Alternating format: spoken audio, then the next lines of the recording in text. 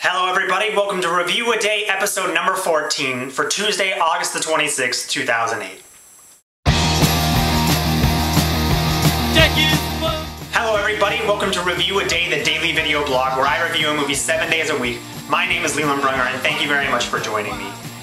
This summer was probably one of the best summer for movies I've ever seen in my entire life.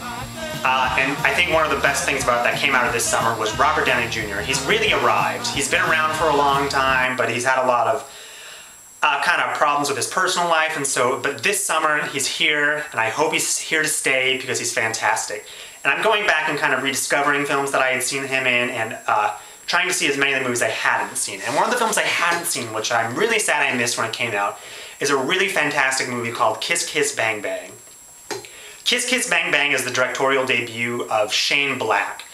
Shane Black is no newcomer, however. He is the screenwriter for all of the Lethal Weapon movies. And this is actually the first time he's ever written and directed a movie by himself.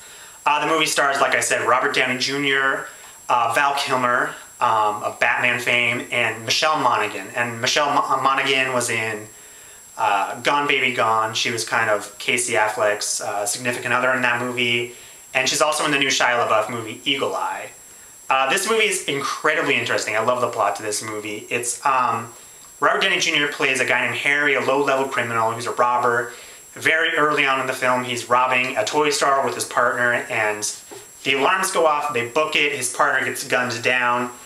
He's running from the police, and he inadvertently runs into a building and runs straight into an audition for a movie.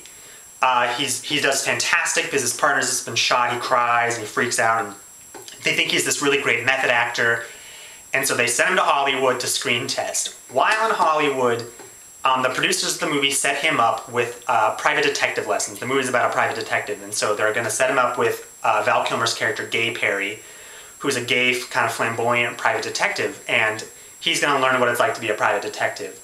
Also, while they're doing this, Harry runs into his old this girl he had a crush on in high school. While he's taking a case with Val Kilmer, they end up witnessing a murder. Also, at the same time, his high school sweetheart's sister gets murdered, and she thinks that he's a private detective. He lies to her. She doesn't know that he's a kind of fake. And they get wrapped up in this murder case, and it's really great. This movie really plays with a lot of conventions of old school film noir movies. Films like The Maltese Falcon, The Killing, The Big Sleep. There's a lot of Chinatown in here as well. But the thing is, it's completely turned on its head. So if you're familiar with film noir, this film is such a joy to watch because you can see them playing with those conventions. Just the fact that he's not even a real private detective. He's so much more reluctant than any other private detective I've ever seen in a film. It's fantastic. Another one of my favorite film noir conventions is just the fact that in those movies, the private detective usually gets the shit beat out of him over and over in this movie. And there's that in this movie. Harry actually ends up losing his finger 2 or 3 times in this movie, and it's so funny, and I loved that about it. With that, this movie has a really dark sense of humor. Characters get shot in the head and it's played as jokes.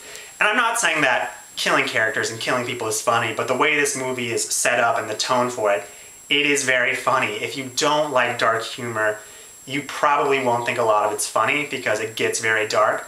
But there's also a lot of really funny banter between Val Kilmer and Robert Downey Jr. They're fantastic in this movie, the two of them. Val Kilmer is an actor who I really only know from Batman and Heat and a couple other things, but he's not an actor I really see that much. And he's fantastic in this movie. He really blew me away. He's really funny, and he's playing kind of a gay, flamboyant guy, but he does it without being a stereotype, and I always like that. He's fantastic, really funny in this movie. Val Kilmer, this movie is really kind of his audition tape for Iron Man. He really is pretty similar to Tony Stark in this film, and he's so funny, and he's doing what he does best. I've said that a lot about him. The chemistry between Robert Downey and Val Kilmer is fantastic. They are so funny on screen together. And, you know, this film makes me wish that he would write a sequel to it.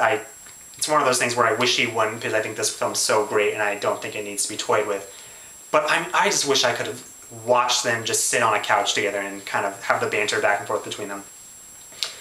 I often complain about running times on films, and this movie is one of the reasons I always complain about long running times, because this movie is 103 minutes and there is so much plot jammed into it. There's so much plot, so many great character moments.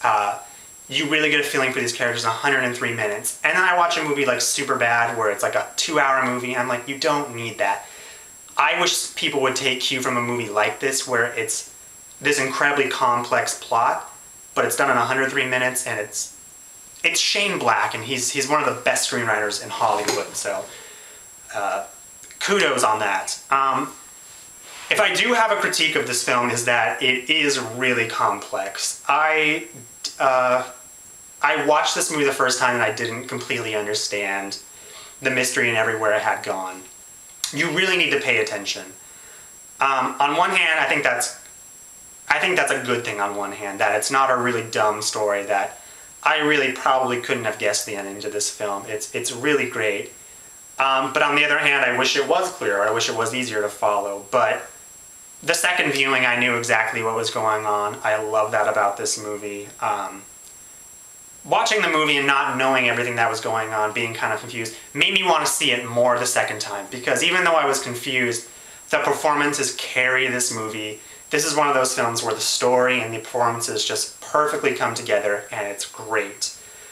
I mean, if you love movies with a really great mystery, if you like dark humor, if you like film noir, if you like Robert Downey Jr., if you've ever liked Val Kilmer, I highly recommend this movie. I think it's really underrated. It kind of slipped through the cracks. It slipped by me anyways, but I'm so glad that I found this film because I love it. So I give this film a 4 out of 5. I love it. It's great. I highly recommend it. Okay, so if you guys are enjoying my reviews, make sure and subscribe to make me feel better about myself. And thank you very much for watching, and I'll see you guys tomorrow.